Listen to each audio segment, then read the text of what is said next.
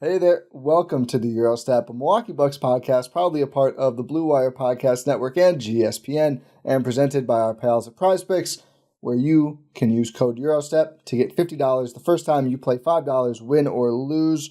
Men's basketball playoffs are sadly over, but women's basketball, baseball, plenty of other stuff chugging along. And men's basketball will be back before we know it. But first, the NBA draft starts tomorrow. You can't say it is tomorrow anymore, which is a little ridiculous, although I don't hate the format. But we are doing our last pre-draft pod, assuming, something insane doesn't happen, which the way the league is trending, that could be the case. But I'm here with Rohan, as always, my lovely co-host, and we are joined by special guest Bryce Hendricks, host of the Upside Swings podcast and assistant men's basketball coach at Big Bend Community College. You're always a coach, Bryce. How's it going? It's great. I appreciate you guys having me on. It's kind of the scramble point for some here. I'm mostly done. I have like two guys I'm trying to watch and figure out if I like them at all before I put out my final board tomorrow morning. But overall, it's been a fun cycle. It's been a really rewarding one. But also, anytime you get to this point in the draft, you're also kind of like, thank God we're done with this part, and we can kind of get a little break before summer league and the league starts to turn back around again. But I appreciate you guys having me on. Absolutely. Rohan, I need your answer too. How's it going? Is it rainy by you in Milwaukee? No, I'm in Chicago first off, but okay. Well, it is very warm, and yeah. I think it's going to be raining a little bit later. But I'm doing well. Excited for the NBA draft to be here, and kind of sad that the season's over. But now it's fully off season mode. Congrats to the Thunder for winning the title. But yeah, it's a new dawn. The off season's finally getting started. Yeah, by the way, we all agree they should push this stuff back a week, right? I mean, the Thunder parade is today, and then they have to pick at 15 tomorrow if they keep the pick, which we'll talk about. Like, it's a pretty nuts turnaround. I mean, I always knew it was tight, but I feel like this is about as close as it could possibly be, unless, like, they're asking them to call in a pick from their parade. A little ridiculous with the timing here. But Well, that's what's so funny, like with the Pacers making that trade during the finals, right? It's like there really is no rest for the wicked. no. When you gotta be wheeling and dealing while you're watching your team try to achieve their dreams and goals and whatever. It's just kind of a weird. The NBA is weird in that way, where it's all just it gets super compressed in this time of year, and then it's nothing but tumbleweeds for like 3 months right up until the start of the preseason. So. Yeah, I know they like the way the break is, like the long break after this part of the year, and I get it, but I think maybe one more week wouldn't totally ruin that and would make a little more sense. But before we dive in, we're going to start with the Bucks options at 47. So I'm glad you mentioned, Bryce, that your big board is coming tomorrow. Everyone make sure to go check that out when it drops at Bryce Hendrick 14 on Twitter. We're excited to see it. We'll, I'm sure, talk about a lot of the players today, but we're also, after we do some of the 47 options, going to talk about some trade-up scenarios. So if the Bucks actually go and got 15 overall from Oklahoma City, if Sam Presti does wake up tomorrow and says, you know what, kind of hungover, don't really feel like doing the draft, let's make a move, which I think would make a lot of sense. Or if they traded up to the early second, which doesn't change things a lot, but 15 slots-ish is 15 slots-ish. But first, Bryce, a little fan service here. You mentioned you enjoyed visiting Wisconsin. Got to ask where you visited and how it was for you, because I don't think there's anything people from Wisconsin like more than hearing outside of Wisconsin people say, "Oh, I love Wisconsin," because I do think it's an underrated state. Yeah, so I went to Milwaukee actually, Nice. and I kind of did this whole Midwest tour when I was about 13, right before kind of basketball took over my life. Like throughout high school, almost all my trips were, for AAU tournaments and stuff. Or if there was a break where it wasn't for that, my family had something, planned a little bit closer. But when I was 13, we did this whole big trip, across the Midwest, including seeing Chicago. And yeah, went to Milwaukee. I saw a Brewers game, and as a young, dumb 13-year-old, I didn't put together that the lakes would make it humid. Oh, yeah. So I was like sitting at this Brewers game, watching a Brewers Cubs game, and just sweating like crazy because it was only like 88 degrees, but it was so humid, and I was very taken aback. But yeah, so got to see the downtown, which I thought was gorgeous, and I really enjoyed it. I like humidity, other than when I'm just sitting down and sweating. Like when I'm up and moving, I love being in the humidity. So it was actually a place where when I was looking for coaching jobs, I looked pretty heavily in kind of that Midwest Wisconsin area because I really enjoyed it, and I liked the people. It was a nice change of pace from what it's like here. I'm from Washington State, so pretty far away and pretty different, but it was a good time for sure. Looking forward to going back. That's all you can ask for, right? Yeah. It's just a good time in Milwaukee. We love a good time in Milwaukee. We hope the Bucks choose to have a good time in Milwaukee more often this coming year. So on that note, let's figure out how they can do that. First, through the draft. I mean, free agency is going to be a big thing for the Bucks. I just wrote a really long Substack about the different ways they can spend and their different spending tools because they're finally below the second apron, but we'll get there. First, the draft. 47 overall, where they're currently slotted, a pick they got at the trade deadline in the Kuzma-Middleton swap. So let's start here. Bryce, if this was your perfect world for the Bucks, so everything fell right, and their roster right now is Giannis, and then it's a lot of up in the air. AJ Green is rostered, hopefully extended soon.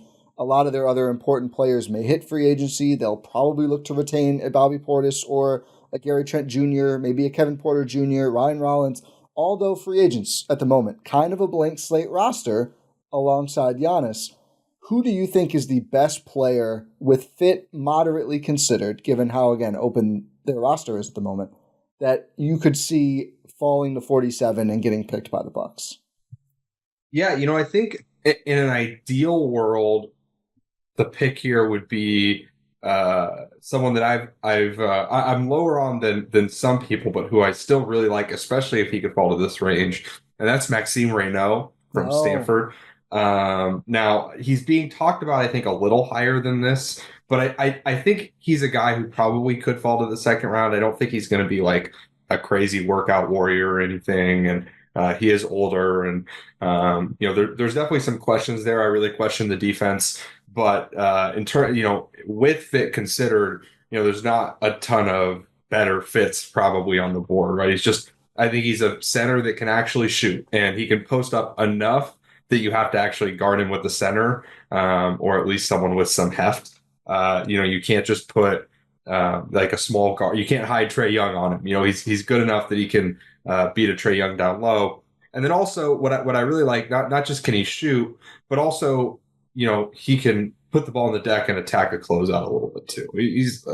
I think the upside is lower than some. Like I don't think he's like some real bet to be like a star or anything. I don't think there's a ton of even like starter equity. I kind of question like if it was going to work anywhere, it'd be in a place like Milwaukee where you have Giannis who can pick up some of the defensive load behind him. But Raynaud is pretty rough defensively in my opinion, even though he flashes the ability to do some different things. Like he spent 2 years in college switching every screen as a 7-2 guy, which is fun and intriguing.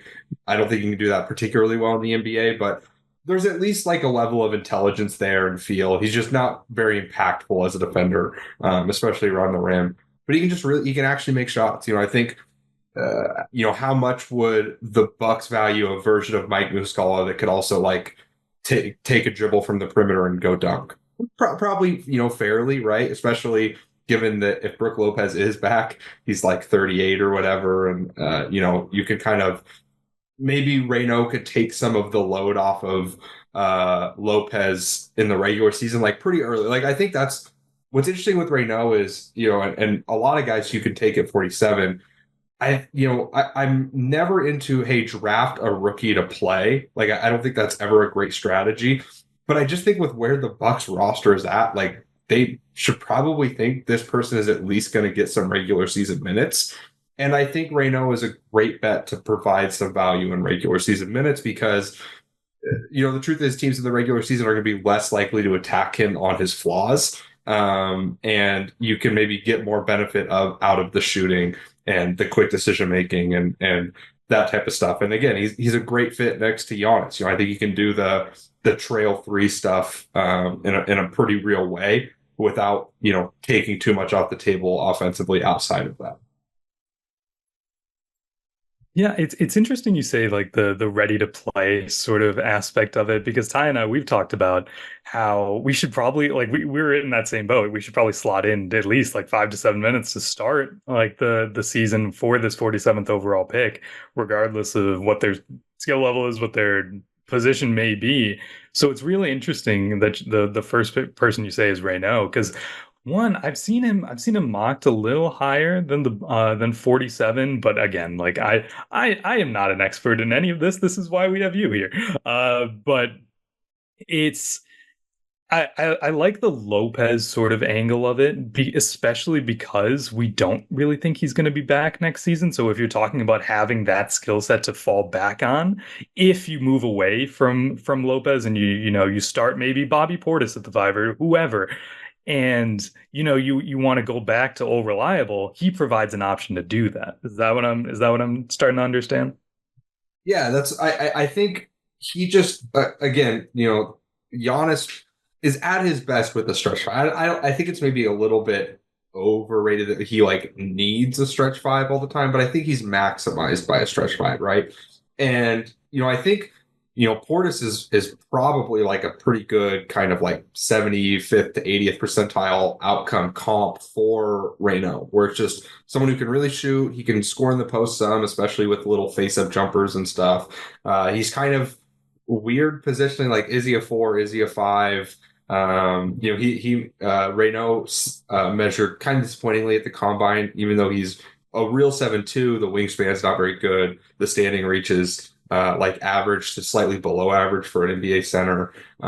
So yeah, I mean I think that would be the bet is that so even if you move off of Brook Lopez, then you're probably even more reliant on someone like Raynaud or whoever might be taken here. But I would say that he's also someone where if you get a guy like Raynaud, and you might have to, the truth is you might have to like buy a pick in the earlier second, right? Like that's with a lot of this stuff in the second round. If you really want someone, you can usually just kind of make it happen. Yeah. If you're the team for that guy. So, I think that there is something to be said for, if you get someone like Raynaud, maybe you don't actually spend money on a backup center and you just say, hey, one of these two or both these two will kind of platoon to give us enough here, Raynaud and some other guy on the minimum. And you just kind of say that's what our center group's going to look like. It's Portis, Raynaud, and a minimum guy. I don't think Raynaud is going to go on a two-way. That is something that's kind of interesting. This 47th pick, some guys will be, around this range will go on two ways, and some guys will get the full, second round package. I think Raynaud, if teams were only offering him a two-way, would force his way to go undrafted and just pick the team he wants. So I think the Bucks should probably plan on giving someone, even at 47, a real contract, right? It just makes more sense cap-wise and stuff because those guys count below the minimum and such. But yeah. So I do think Raynaud he's like my number one target for the Bucks somewhere in the second round. If he falls, if he doesn't go in that first round, I'd be working pretty hard to get up to like 35, 36, which again, usually doesn't take very much, right? A future second rounder or some cash and 47 combined, like whatever. I'd really work. He's probably my top target here as like a second round guy. Yeah, I think one situation we identified was, I think it's Charlotte has 33 and 34 plus their first, and it's like, okay, a lot of young guys, a lot of restricted free agency guys. Like, are they really going to want to bring in 3 more rookies, or could you bump up there to at least one of those relatively easily? To your point, I think probably yes. I mean, the Andre Jackson pick, was it just cash or maybe a future second? And they got all the way up to 36, I believe, to get him. So definitely possible, especially if you're already starting somewhere in the second, to go up there and get a player if you really like them. Rohan, to your point about like where will he go, I find this class really interesting, and maybe it's good to have this quick kind of side conversation here. This feels like an eye of the beholder class. I mean, obviously there's Cooper and then there's Harper, and then there's, a group of 5-ish guys after that who we don't really have to spend a lot of time on because, again, unless something cataclysmic happens, I don't think the Bucks will be taking any of them as much as I support Wisconsin native Con Knipple.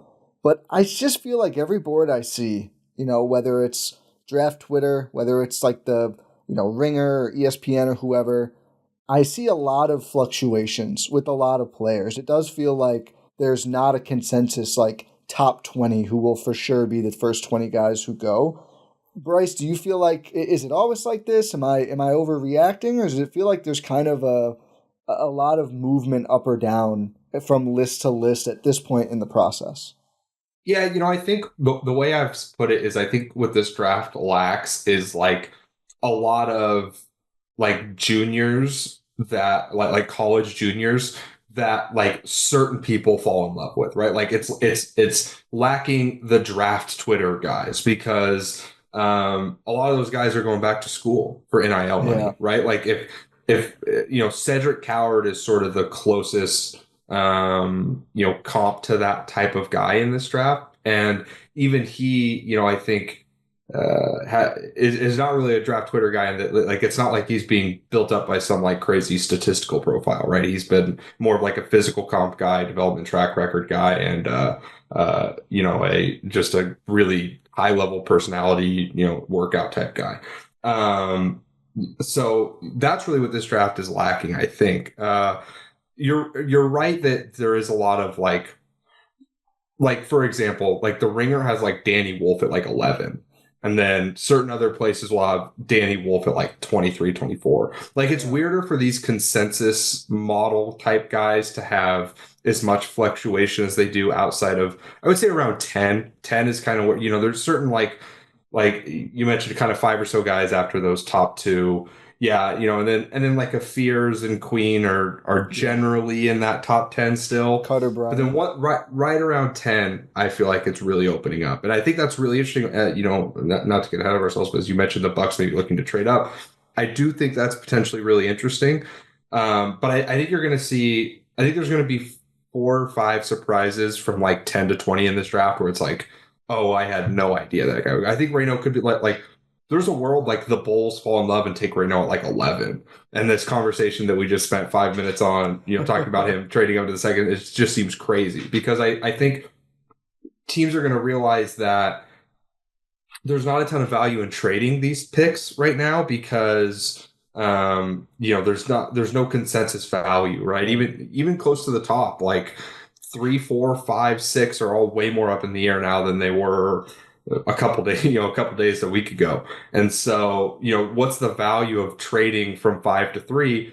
You might as well just wait and see if your guy is there, right? Unless you know for sure that someone's going to take him. And so I think we're going to see a lot of teams falling in love and taking guys higher than you think. I think there's a lot of guys that could be, but this is absolutely a draft that'll have a Dante DiVincenzo type where it's like, oh, that guy went at 17. Like I had him, like slotted to go in the 30s or something. But I think teams are just going to fall in love and take their guys, especially in that middle to back half of the first round. And so that does make it kind of hard to determine, okay, who's actually going to be there, at 47 or at like a buy into, 30, 34, 35. Because I think that a lot of these guys could be gone. And for what it's worth, NBA teams are way better at keeping their mouths shut than they've ever been. There's a whole lot less, I hear it quite a bit. Like there's a whole lot less teams or people that report on teams that know what their team is doing or have like a really good idea. It's pretty airtight, a lot of these front offices right now.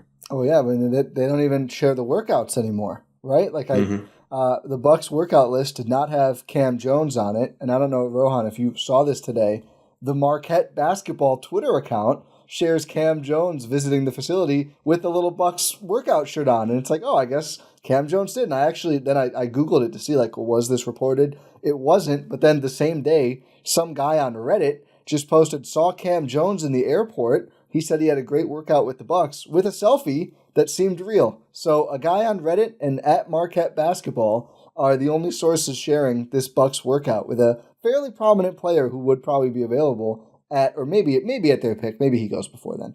That's where I get all my news. Reddit guys and Marquette Basketball account. You know what? With the way the NBA has moved the last year, I mean, maybe there's just nowhere to go that you could really know what to expect if you read up on.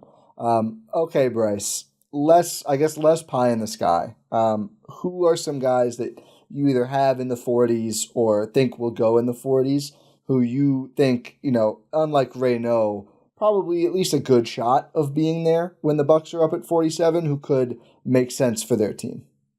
Yeah, so I'll start. I'll give you a couple names that I really like for the Bucks at 47 that I think are pretty realistic to be there. Alex Toohey is like a 6'8", 6'9" wing from Australia. I think the sell with him is fairly simple. He is a guy who's pretty big that can actually move like a three. He's strong. He's just tough. Like he's just really, really tough. He plays super hard. A competent athlete, if not a great one. The shot is a little bit of a question. He makes wide open corner threes and not a whole lot else. So, what does that look like in the NBA? There's a question. He turns the ball over probably a little bit more than you would like, but he was playing against grown men and he averaged, solid. He was the third best player on a pretty solid NBL team. And so he played for Perth. I should probably say that. But he's just a guy that, I think is probably a little bit underrated. I think he'll kind of slide through the cracks, and he could be a guy that, again, if the goal is get someone who can play 10 minutes immediately, like I just think physically and athletically, he can soak some minutes up. He might be a disaster on offense, and he might not be good enough defensively to actually build a career off just being, a defensive player. Like I think both those things are in the cards, but there's also a world that if this guy hits, like this is someone who could be a playoff rotation guy if he can actually make shots consistently, because he's proven he can make reads on the move at times as a passer, and then defensively he's gonna do little things. He will get you extra possessions. He'll get an offensive rebound. He'll box someone out really hard. He'll get a steal because he just reads something correctly here and there. So I think that's a guy that would be really really solid. And then the other one I'd go with, and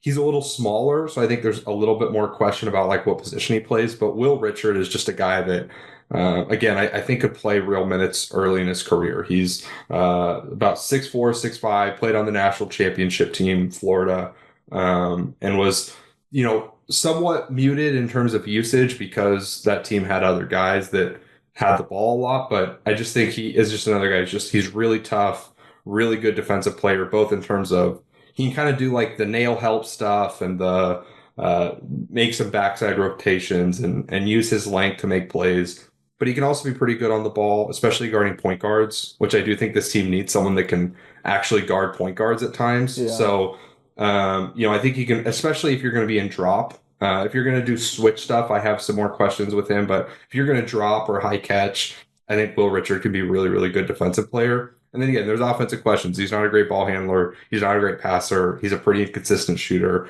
I think the hope would be, hey, could this guy be Josh Hart? And, I think there's a world that's the case. There's work to do. But again, in terms of getting someone who can play early minutes, plus we have seen that Milwaukee does like to take guys from national championship teams. That is, they like winners, which I think is, I think there's value to that, especially around this range. And he's completely under the radar. I mean, he didn't even get a combine invite. I think he's really gone underrated because that Florida team was so, it was a championship team, but it was so weird, right? They played two bigs who couldn't shoot most of the time. No one except for Walter Clayton were like positive spacers, really. They just got out and ran all the time. And defensively, Will Richard got away, and all their guys got away with like a ton of gambles because they had, two bigs behind them who were really good shot blockers. And so their team was kind of encouraged to just fly around and try and get steals, even if you were going to get out of a play, because you had someone who could recover for you. But I think he's more disciplined than some of the defense looks. And I just think he's just a really good player. And I think at a certain point around 47, that makes a lot of sense. A couple other guys like that I think are interesting. Ben Saraf is potentially going to win a championship as the starting point guard for a German league team for Ulm. He plays on the same team as Noah Songay, and as we're recording this, there's this whole thing going on about Noah Songe leaving in the midst of their championship run, and Ben Saraf is going to stick it out, and all this stuff. And I don't read too much into that stuff, to be honest. But Saraf has his questions. He's not a great athlete.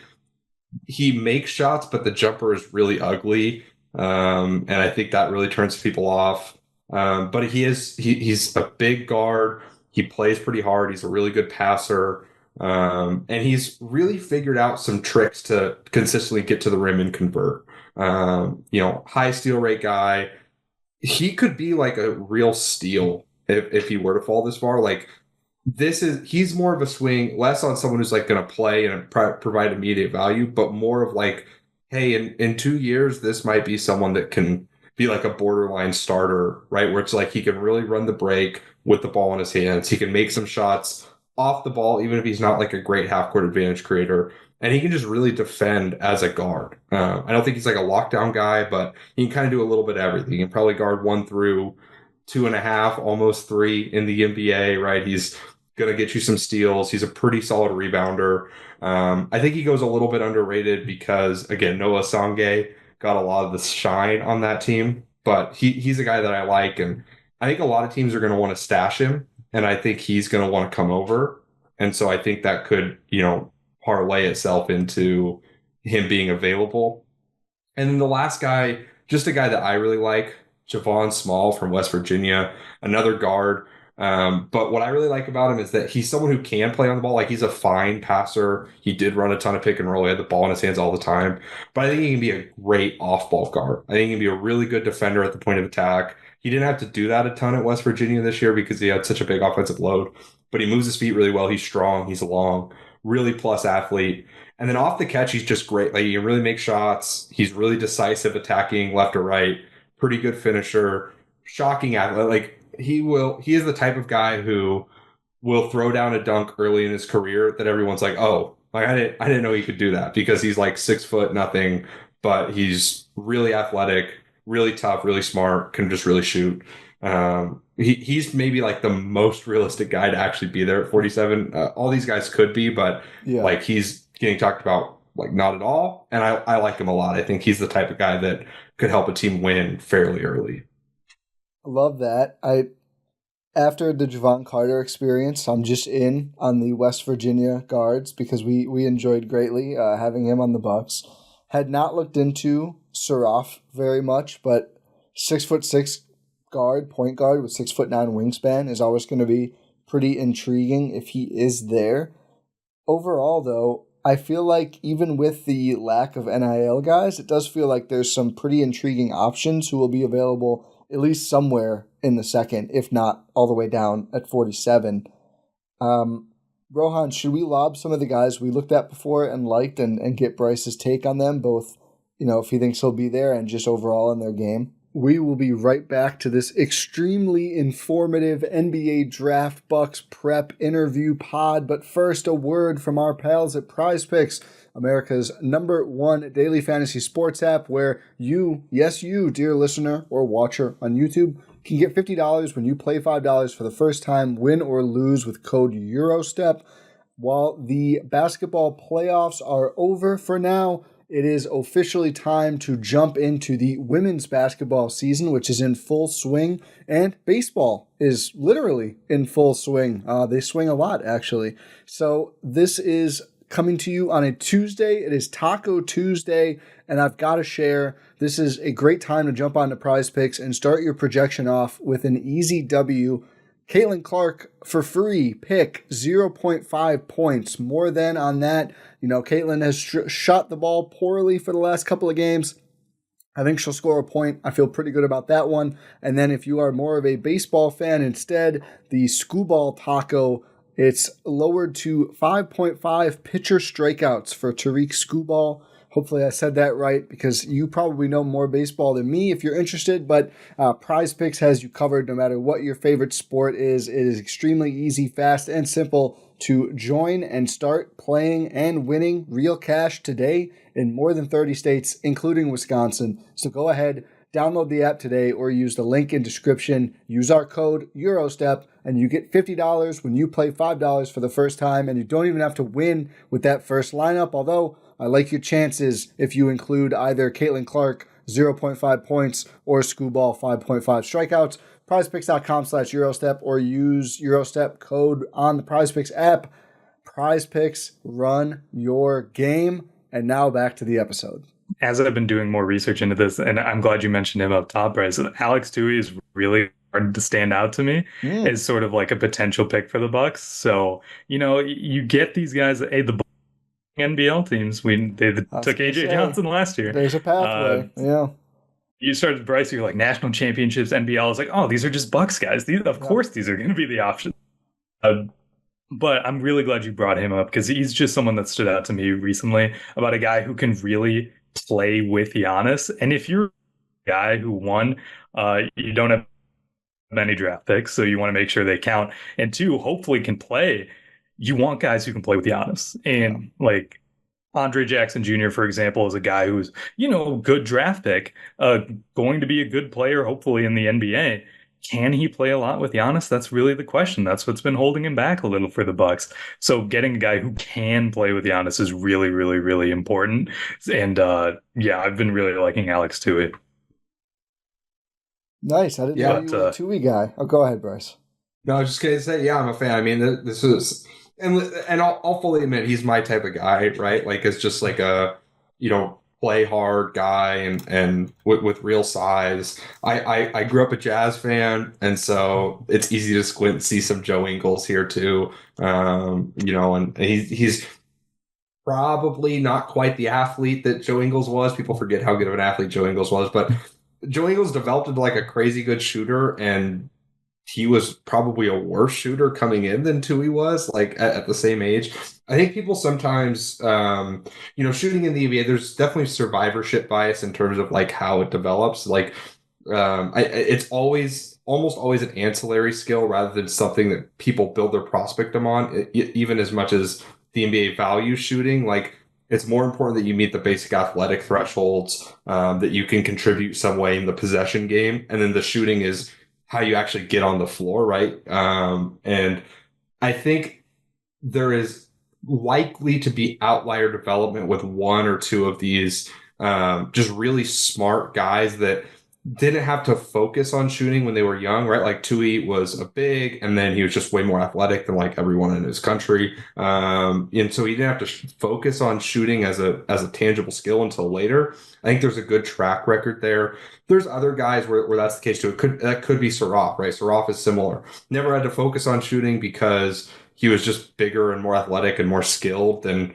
almost everyone else in this whole country. And then, as he's moved to the BBL, he kind of had to start figuring out how to shoot. That's not an uncommon thing. Even like Tari Eason, who's not like a great shooter, like he figured out like there were feel indicators there. He met the athletic thresholds. And then as soon as it's like, okay, now you have to shoot, like, or you're not going to really be someone who can get on the floor consistently, they figure out how to make enough shots. Not everyone does, but generally, I think that's a safer bet than taking someone who can shoot and saying, okay, you got to figure out how to contribute athletically or contribute, in terms of playing defense or whatever. Like, that's just a much narrower window than people realize versus developing shooting is something that's possible. And we've seen it fairly consistently. So.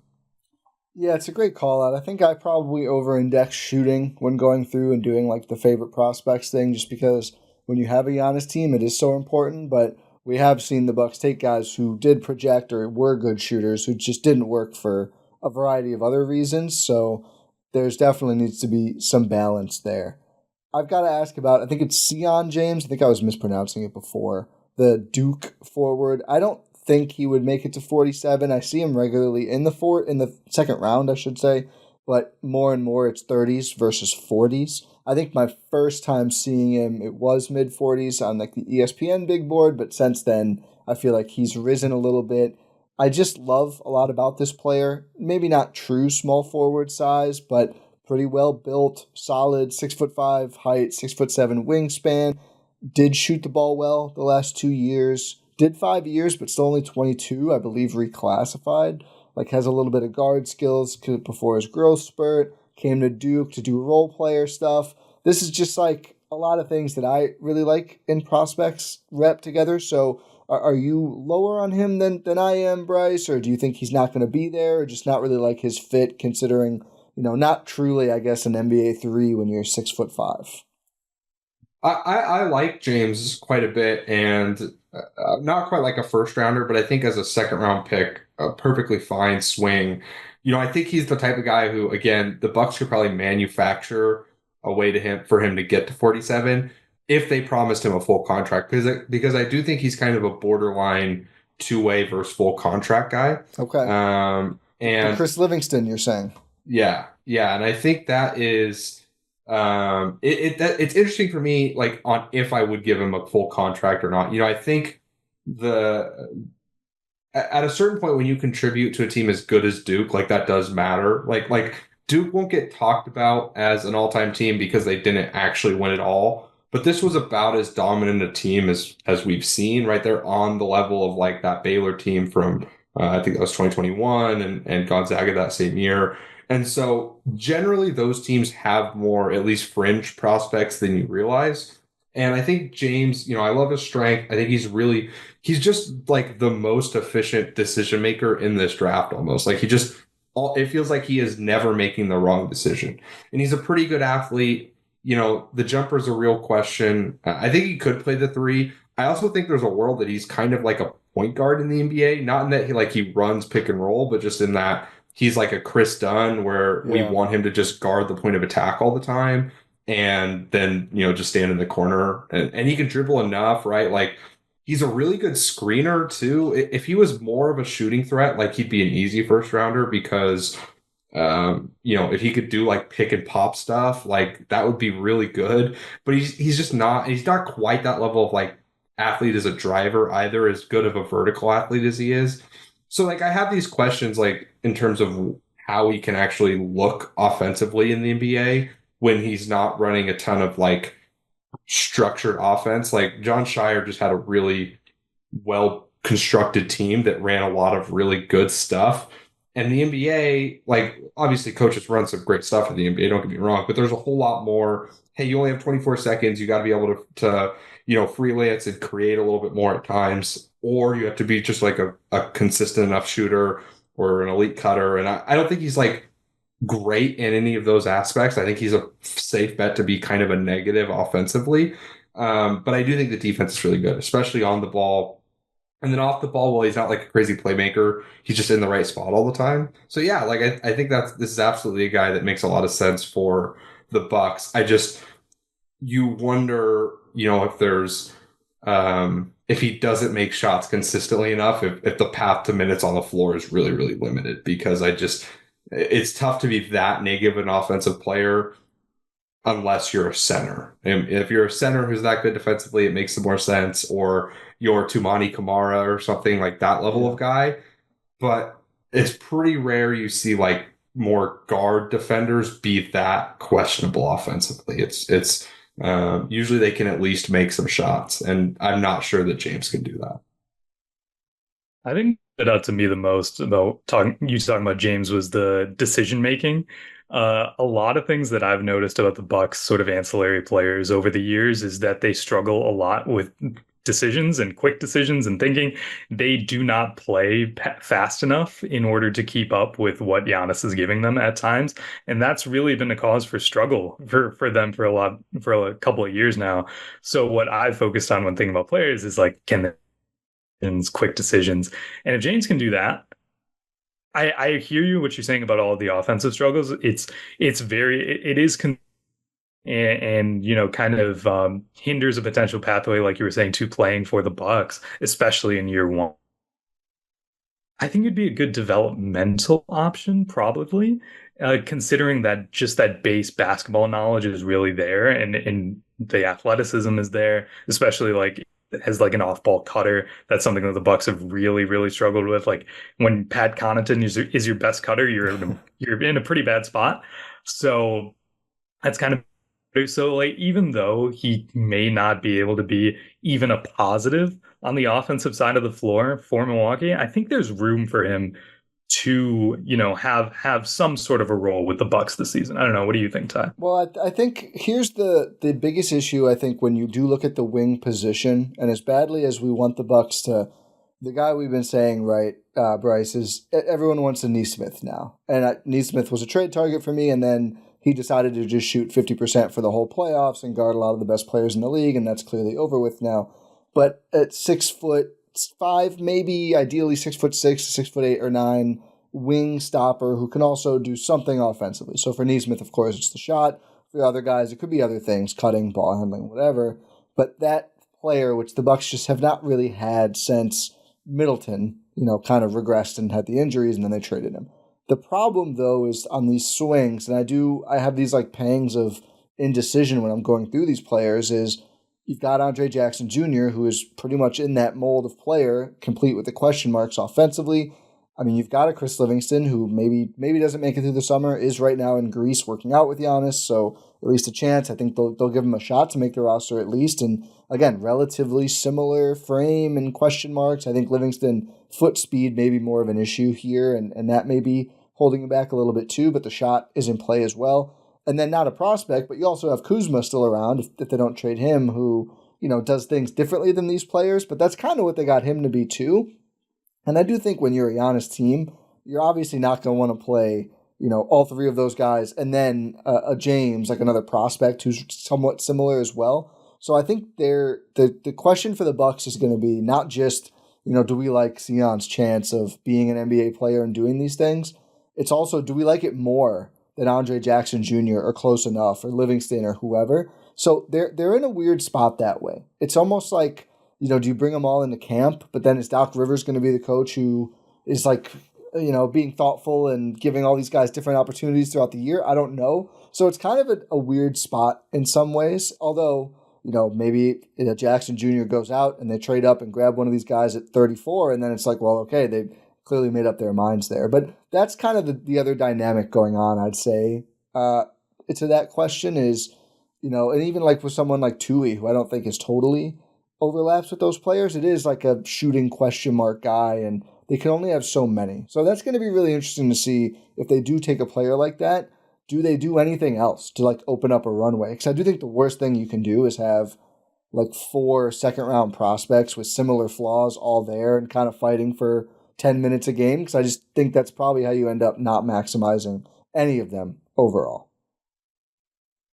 Yeah, and I think that's just kind of it just kind of leaves them in an interesting spot, right? And that's part of why, like, I James, I think, does have the versatility to play as like a guard at times, Yeah, right? And I think that helps. does maybe open up some things there. Like, I actually kind of like his fit next to Andre Jackson Jr. on like a bench unit, where it's just like you're just gonna, especially if it's like Bobby Portis or a shooting big there, all breaks, no gas. Yeah, you're just gonna run constantly, right? And those are two guys who are really elite decision makers at times. Like, I haven't watched enough of Andre to know if that's translated to the league, but at UConn, right, he was just like an elite level decision maker. And so those are two guys that can probably create more space than their shooting suggests, with just kind of screening and their intelligence and an understanding of angles as cutters and drivers and stuff like that. But yeah, especially just play up and down.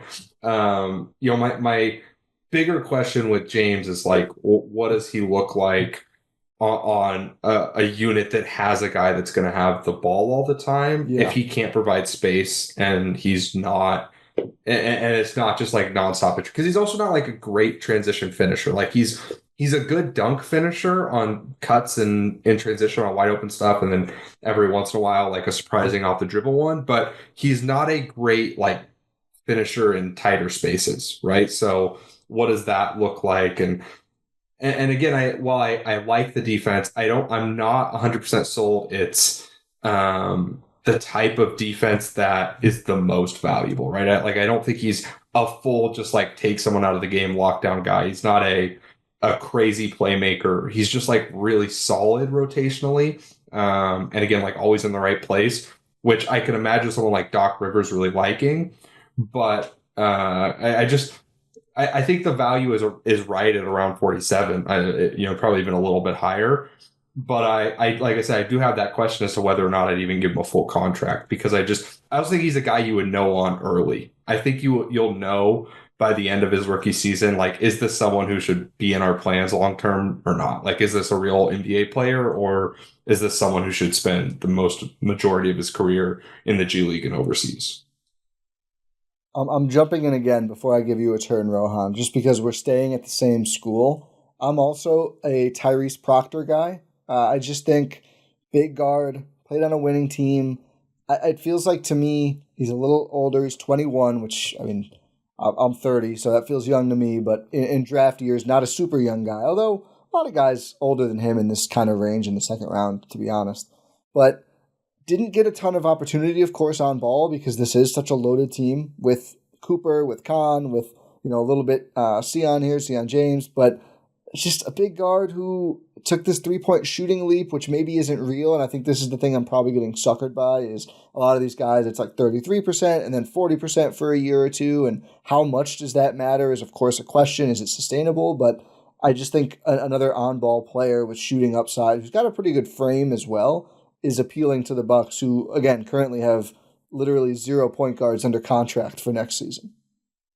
Yeah, I don't want to rain on your parade, but my biggest issue with Tyrese Proctor is just I don't think he's very good at anything. Okay, fair. Which is like a really mean way of saying it, but I think he is a classic like quad A player where it's like he is the pull-up shooting is pretty real, right? I think he's a pretty good pull-up shooter. The off-the-catch shooting is really inconsistent. He would get hot and then it would look really good when he was hot.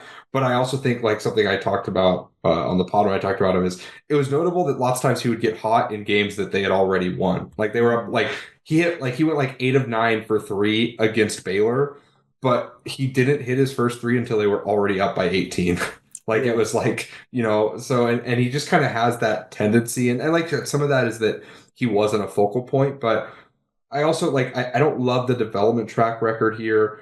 And I kind of said this with Julian Strother, who I think might still be an NBA player, but guys who like come into their college career where their shooting is kind of a question, and then by the time they're going to the NBA, the shooting is the sell. That's kind of a red flag for me. Like it's one thing if the shooting improves and then that's part of the package. But then when it becomes the thing you do, and that's what you're going to build your prospect up off of, that really worries me. I don't think he's a particularly good passer. He doesn't really have a ton of rim pressure. I think he's a really bad defensive player. Like I thought he was the weak link on this Duke team to the extent that had they had a more real point guard, they probably would have won the national championship, in my opinion. And I think they were really missing that. And so again, I think Proctor has like a chance, like if the pull up shooting is just to the level that it could be, there's he could probably be a fine backup point guard. But I don't really want him like for the Bucks, where it's like this is a team that's trying to win and might need minutes from someone early. I just think his value would be much more to teams that would kind of want him to help them be bad, honestly. Like I really and again, that's harsh. And I hope Proctor proves me wrong and I hope that he has a great, successful, long NBA career, all that stuff. But part of the job of doing draft stuff is sometimes you gotta be harsh. And Proctor's just one of those guys for me that just never really clicked with.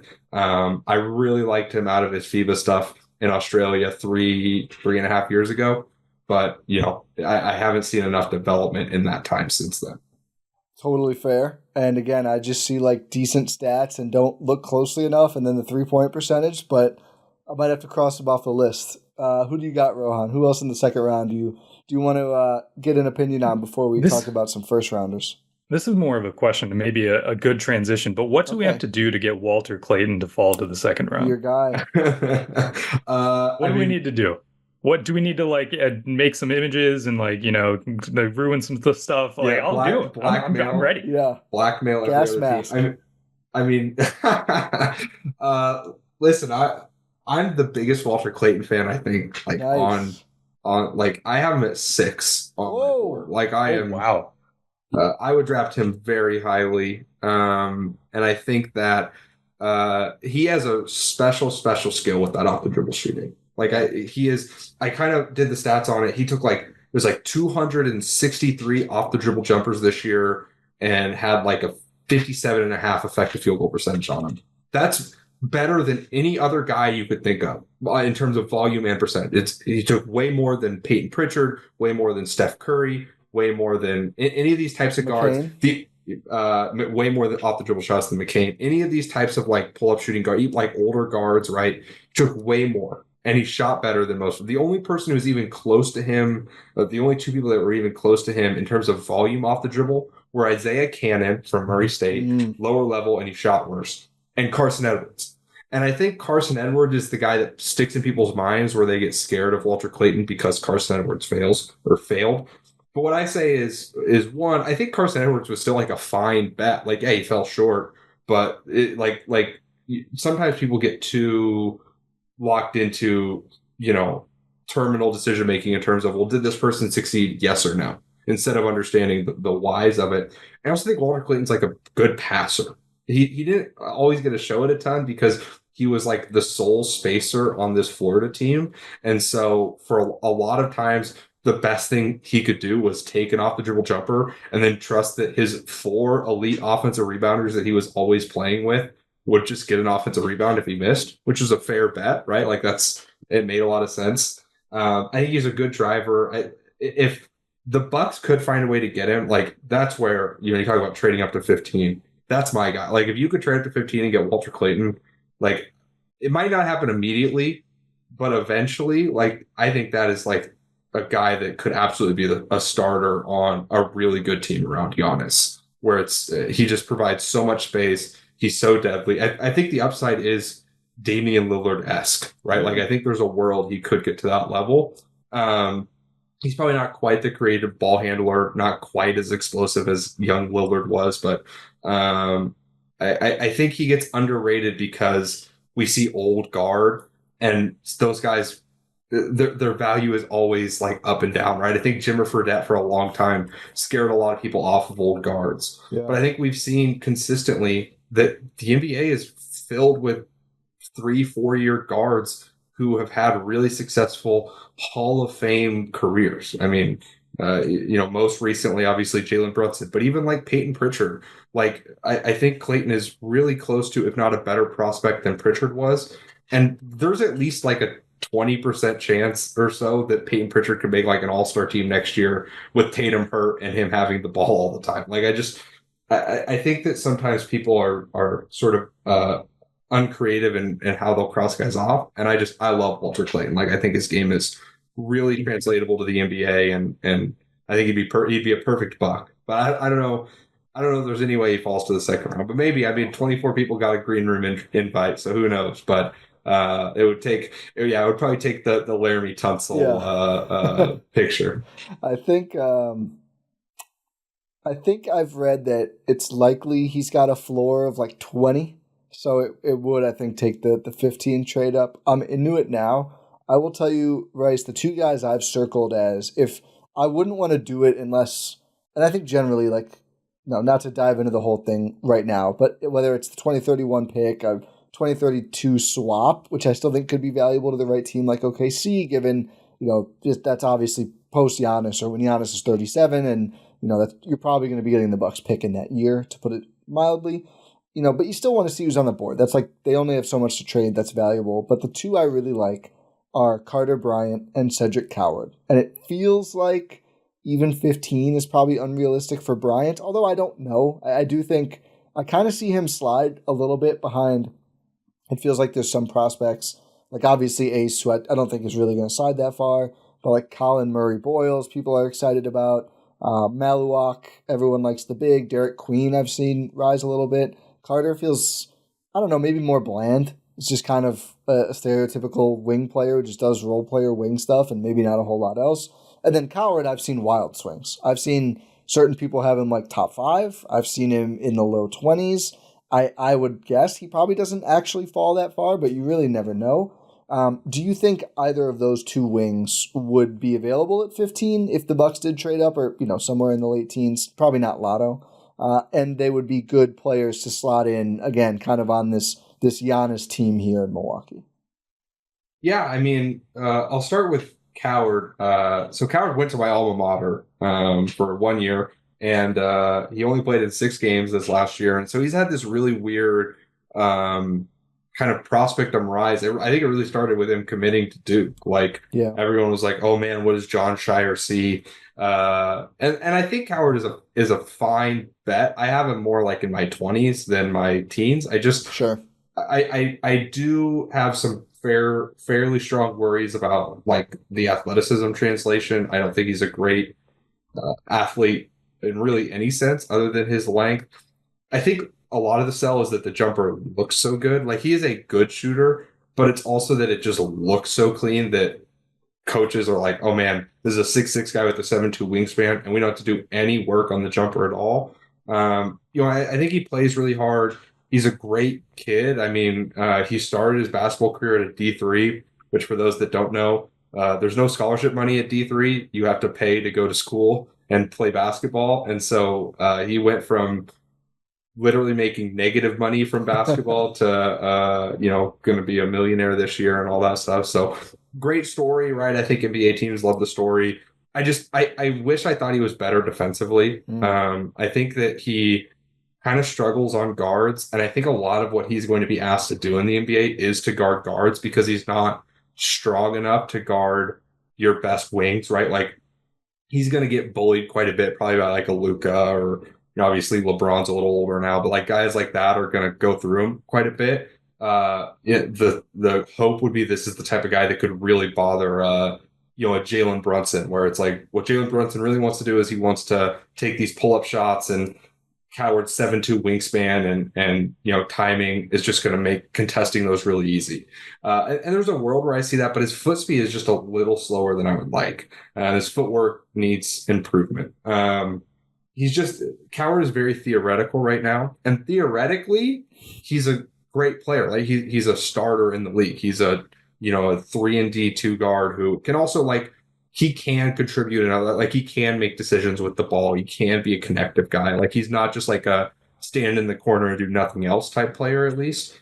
But I do think that the defense is farther away than some people realize, and it's going to take him probably a couple of years to be, a real solid guy in the NBA, which I think is in contrast to Carter Bryant, who I think a lot of people think is a project, but I actually think is much closer to being fully formed in terms of what he is. And it's just that, hey, your hope is, can this be OG Anunoby? And even if it's not quite OG, is he just that step down from OG Anunoby, where he can guard, 2 through 4, some 5, some 1. He's just really strong. He'll fly around. The motor is elite. He's really good at using his chest defensively, which is a personal thing I really love, being able to cut guys off with their chest and then contest from there. He blocked a ton of jumpers. He blocked more shots that just his man, the person he was guarding, took than anyone I watched this year. Yeah. A lot of times guys get blocks in rotation or, whatever, even chase down stuff I count as different. He would just chest guys up and block shots all the time. So he's really effective in that way. Probably about as good as any player his age I've seen defensively, in recent memory. And he can make shots. He really can't dribble at all. And and that's the issue with him, is that he has to play a very specific role where he can't play in an offense that is going to require him to make any decisions. Not even that he's a bad decision maker, but he just can't dribble. Even going back to EYBL, he shot 42% on layups in EYBL. He can't consistently get to the rim. His finishing is pretty rough if he's not assisted. I think he took 55 total at-rim attempts this year. 22 of those were dunks, and really only 1 or 2 were unassisted. Basically, all of his shot attempts at the rim were assisted this year. And that's fine in terms of, hey, you want this guy to be a role player anyways. But generally, role players in the NBA did more at lower levels. Yeah. And that's not really true with Bryant. So he kind of has to find a scheme that's going to be comfortable just sticking him in the corner and having him do the simple, hey, spot up, make a shot, cut the baseline on certain drives on certain angles. And that's really all we want you to do. Every once in a while, be a screener. If they put a smaller guy on you, we're going to have you roll because he's athletic. Like he can catch a lob. So I like Bryant, and I think Bryant would be a great Buck because I think he could play in transition. And I think, hey, this is going to take some of the load off. Something the Bucks have been missing is someone who can actually guard the other team's best player. And I think he can do that early in his career. So I think he's talked about some as a project, but I don't think he is. I think he's a fairly low upside guy offensively. And if you have the understanding of that and you have the right coach who's going to put him in the right spot, I think he could return top 10 value in this class pretty easily. But it has to be that right system because as soon as he's going to be put in a situation where he might have to be doing more, he'll be one of the most damaging offensive players in the NBA early in his career.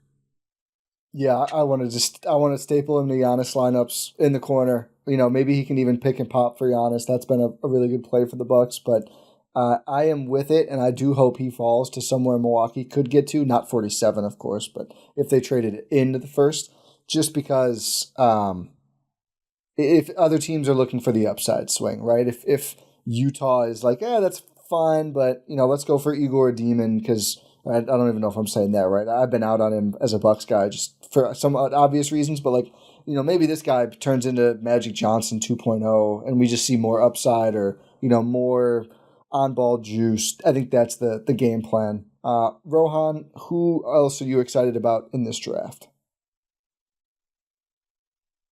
Before I did that, and just talking about Carter Bryant and Cedric Coward, I think I wanted to ask this question: do you think that this is the draft to make a trade like this to get into the first round? Because the Bucks, have limited assets. They have, some potentially really tasty assets like that 31 and 32 pick. Is this the draft to go in?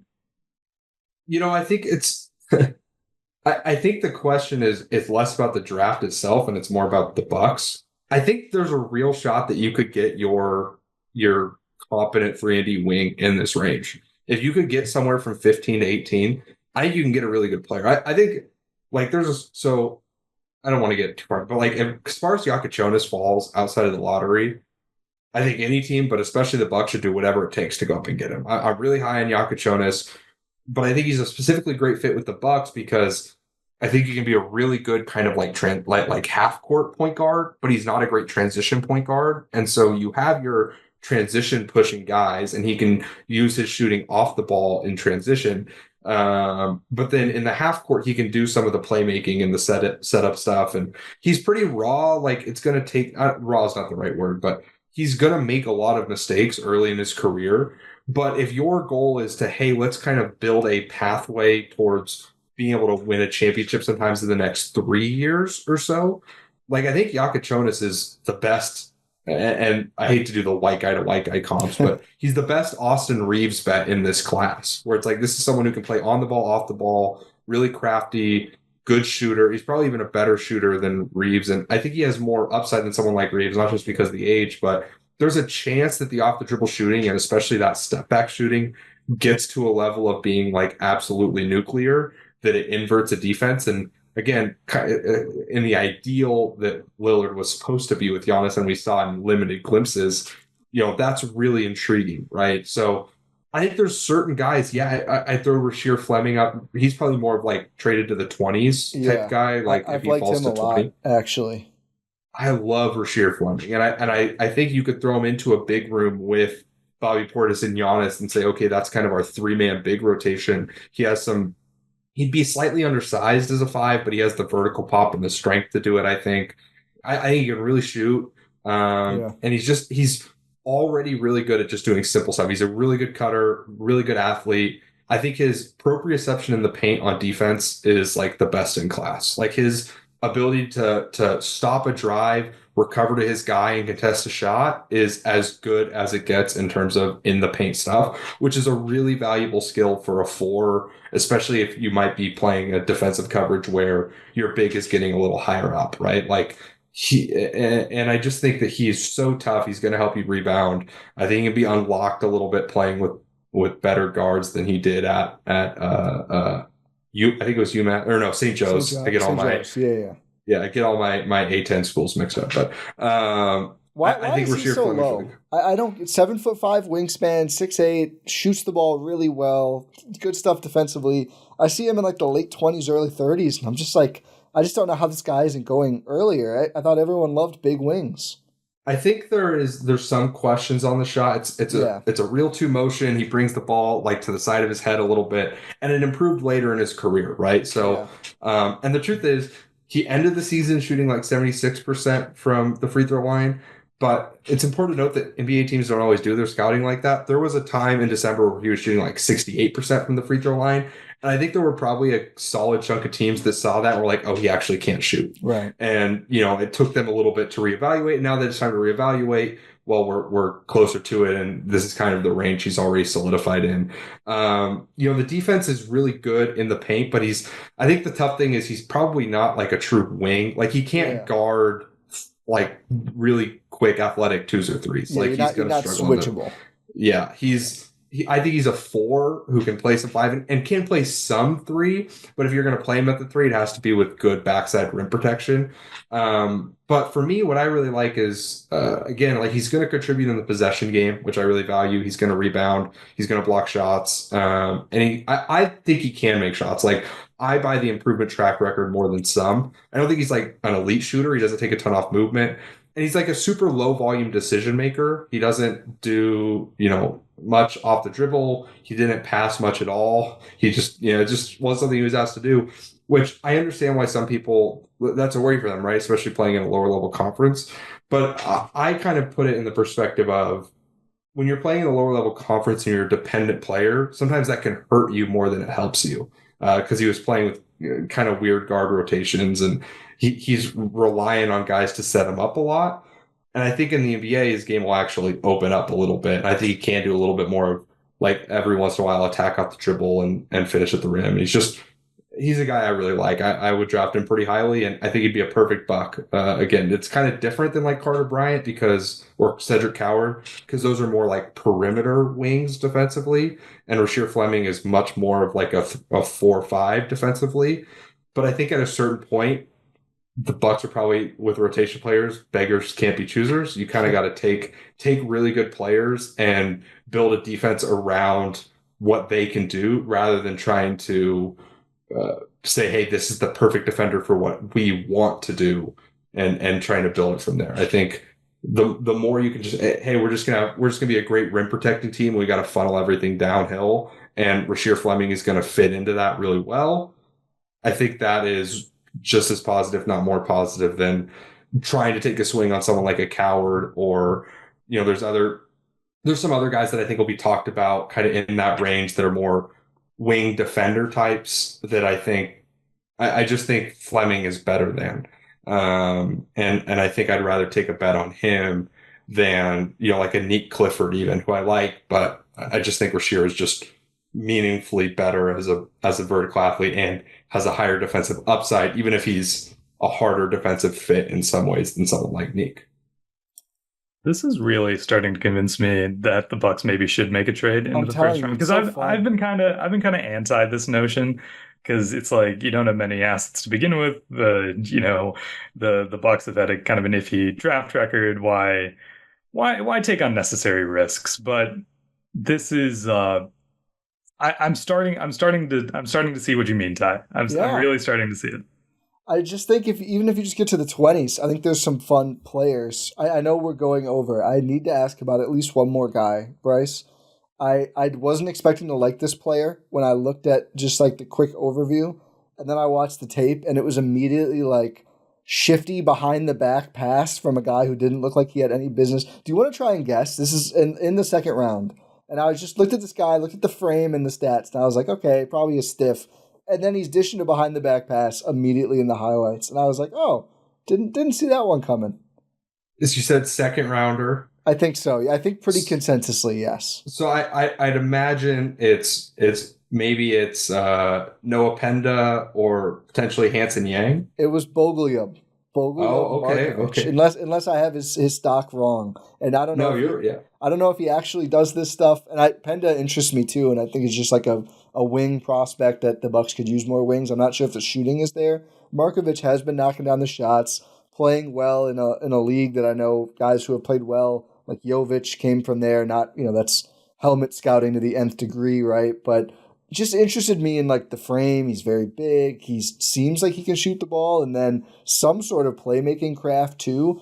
I know Rohan smartly, I think, brought up like how many fours can you have, and that's sort of a Fleming issue as well with the Bucks. But your counter was a good one when talking about Fleming, of like you kind of just need good players and figure it out as you go.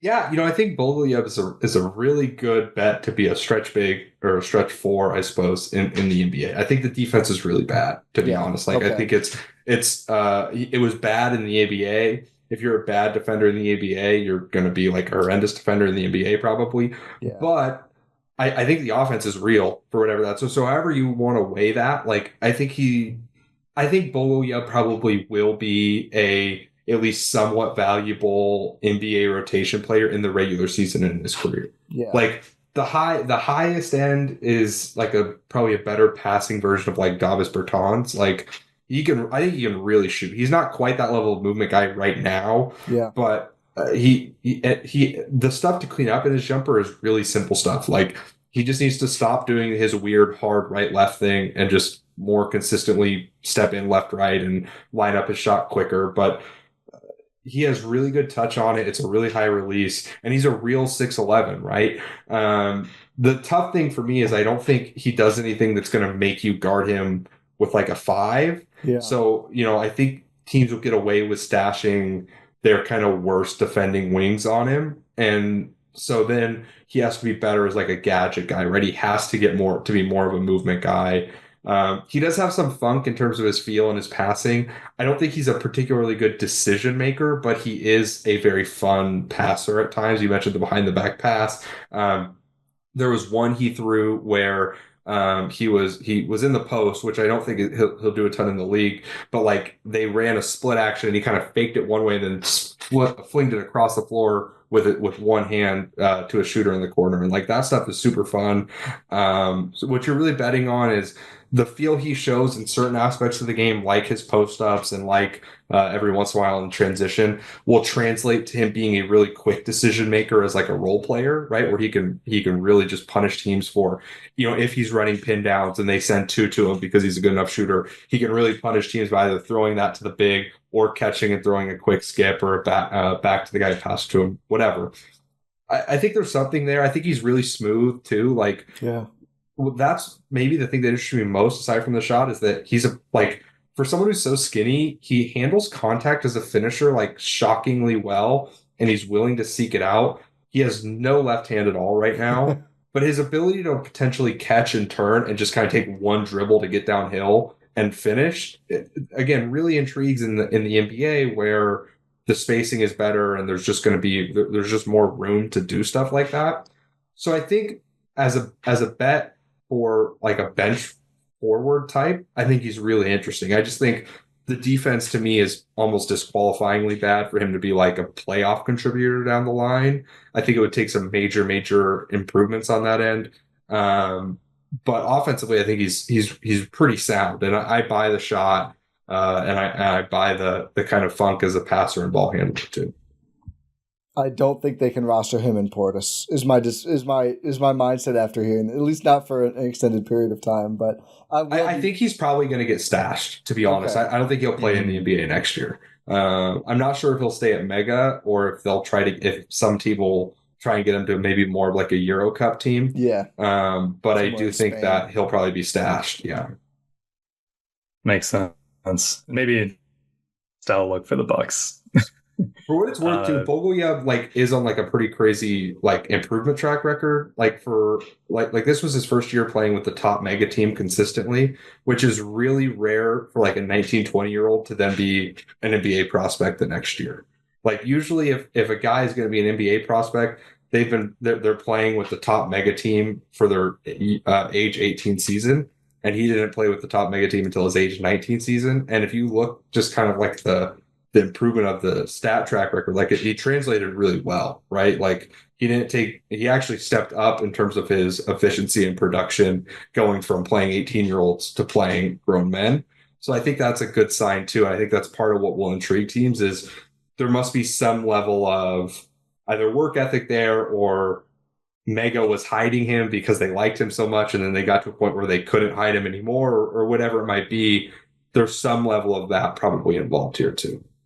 Would be an intriguing two-way if he was open to taking it, which I don't know. I'd probably rather play in Barcelona than in Oshkosh, Wisconsin, if I had to pick. But no offense to Oshkosh, where I live, but just keep it real, especially if I was not from here.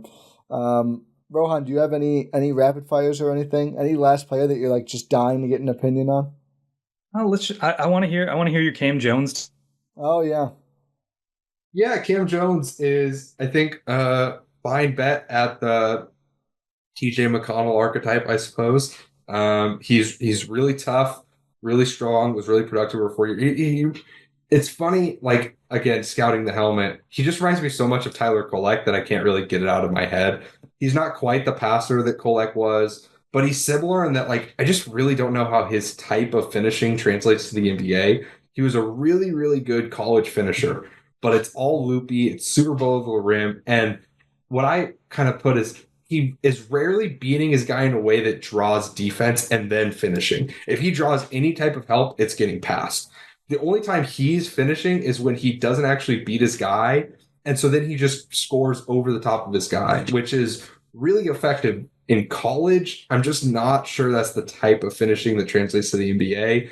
I think he could be unlocked more, playing a ton in transition with better athletes. And I think he is a really solid backup guard bet with very little starter equity. And I wish that either I bought the jumper a little bit more or I thought the defense was a little bit higher level. But he's a really fun player. The Marquette guy that I really liked I liked Stevie Mitchell as like a sneaky two-way bet, but he's going to go work in corporate America. It sounds like I tweeted about it. And then I was like, is he like auto eligible? Like, I really like this guy. And someone responded to me and they're like, oh yeah, he's just going to corporate America. I was like, oh, great. Good for him, I suppose. But that's Kam is interesting. At 47, I think he'd be a perfectly cromulent pick. I think he's probably even worth, if you wanted to move up to like 38 and buy the 38th pick, like I think he's around that level. I wouldn't touch him with a first round pick. But I think he's a safe bet to provide some backup value. You might be higher on him than I am. I was going to say, to appease the other half of our listeners, would you have Tonje higher or lower? I like Tonje quite a bit. Is it Tonje? I thought it was Tonje. I don't know. I Googled and something popped up that said Tonje, but I also don't know if you can rely on Google anymore, so we'll go with Tonje. I like Tonje a solid bit more. I just think that his type of like he's super old. So I'd give him a two-way. Like I wouldn't draft him with a full contract, but he's a guy that could be like provide some Aaron Nesmith value. He's not that level of defender right now, but he's just so tough. He's tough. He'll just go through guys. The jumper is really weird because he's made it a ton throughout his career, but it's super inconsistent in terms of there's a lot of moving parts. Sometimes he'll jump like 5 feet off the ground, and sometimes he'll barely jump at all. I think there's just a lot of kind of weird, disparate skill, but he's the type of guy like for the Bucks, especially at 47, he'd be a great fit because he is someone who I think could probably provide you some like bench scoring minutes early in his career. Just like, even if it's inefficient, it's just, we need someone who can get us 6 points off the bench, even if it takes them 6 shots. Like he can do that because he'll just kind of go through guys. He'll make a shot here and there. He's a pretty solid cutter. He just kind of does a lot of different things. He'll offensive rebound. Like I like guys that are somewhat wing sized who can affect the game in a lot of ways like that. And even though the defense right now is pretty bad, like for a 24-year-old, he is lost all the time. Like that's a huge concern. I do think he's actually pretty good on the ball. Like, and he can probably play the 3 in the NBA with his strength. So I like him a good amount, even though the age plus like lack of, or at least weird feel moments is kind of a question for me. I try to give him some grace because, he missed a whole season, right, with injury, and that can sometimes affect you.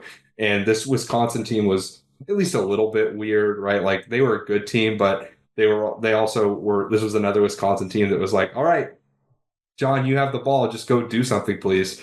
And he was good at doing something. So I like him a good amount just because I think these types of toughness-based scorers who can score in a lot of different ways translate better than the NBA than some people realize, because role players tend to be good scorers, right? Like, it's important in the NBA when there's only a 24-second shot clock that sometimes you could just go get one here and there. And I think he can just go get one here and there. And it's about finding the other paths to value. And I think he's a fine bet. If you get him on a two-way, I'd be very, very happy as Milwaukee. I love it. I think this has been great. We've got to stop, or we're just going to lob literally every player in the top 100 at you. But I was worried coming in, like, oh, we're going to have enough guys to talk about. We could have just done the 40s, and I think it would have been an awesome pod. So really appreciate your time. Before we go, for our listeners, so they can find you, I already shared at Bryce Hendrick 14 on Twitter. It'll be in the pod as well, the description. Your big boards come in tomorrow, draft day, Wednesday. What else is cooking on the pod, or that you're bringing out that people should look for? Absolutely. If you go to YouTube or your podcast player, we're on both. Upside Swings. And we just put out our mock draft pod, which tends to be kind of our biggest of the year. Arguably the least prep work. Like, I don't do anything that I haven't done for it, but we'll have like one more little pod coming out tomorrow just on wrapping up some of the guys, and then we'll be live for the draft. We'll be discussing picks as they come in. I wish I could say that the whole draft was going to happen in one day, but I won't. So it's we'll be live probably 2 days in a row. But this has been great. I really appreciate you guys, and it's always fun to chop it up about the draft, and specifically, for me, I'm so focused on just like general translatability. But something I say pretty often is my board would change if I was doing it for a specific team, right? Like, fit, I don't draft for fit, but fit does matter in the NBA, in that you have to know that you have a path to develop someone. Like I said, there are certain teams, like I wouldn't draft Carter Bryant until it's like, oh man, this is just absurd that he's fallen this low. But there are certain teams I would take him in the top 10, right? Like, that stuff does matter, especially for guys that aren't like true star bets. And so it's always fun to talk about teams individually and what they might need, or the types of guys they could develop, because it does change your perspective a little bit when you're not focused on, okay, well, if this guy goes to this team, then it'll look like this. And if he goes here, I got to even it all out to build a big board. It's fun to talk about it more narrowed down like that. I can't imagine doing a full league-wide board. I mean, we do our Bucks boards usually, and that can be hard enough, but that it just trying to rank guys who are close when that the fit part of it would certainly decide a lot of those. It has to be an interesting exercise. Rohan, I think we can announce Thursday evening we will be live on Bleacher Report for the pod after the Bucks pick. So really hoping we don't get a repeat of a couple of years ago where they just trade out and we have literally nothing to do. I guess we would just go live after the trade out is announced and just talk about all the fun prospects they're not taking. But if they trade up, if they do anything else, we'll do other pods probably on our YouTube as well. But everybody, please go check out Upside Swings. Really appreciate your time, Bryce, which again, we definitely extended it, but just we're having too much fun. Rohan, I don't have the rest of the intro memorized. Can you? I'm going to pass it to you. I think it's an outro. Bogoljub passed to you, and I passed it out of bounds by misnaming the intro. But yeah, thank you, Bryce, so much. This is such an insightful conversation. And it makes me realize, like, this is not my wheelhouse at all, which is why I'm so glad like we could have you on to educate our listeners and talk so much fun draft stuff. Make sure you check out everything Bryce does, like you mentioned. But yeah, thank you for listening to this episode. Just a part of Blue Wire GSPN, presented by our great friends over at Prize Picks. Check out gspn.info for all of our links. Subscribe wherever you're listening, watching, Pod Random. We'll talk to you next time.